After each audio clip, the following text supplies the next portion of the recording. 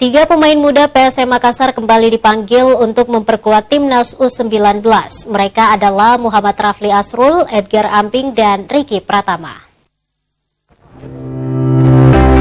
PSM Makassar harus kembali melepas tiga pemainnya ke timnas Indonesia di tengah jadwal padat yang sedang dihadapi tim.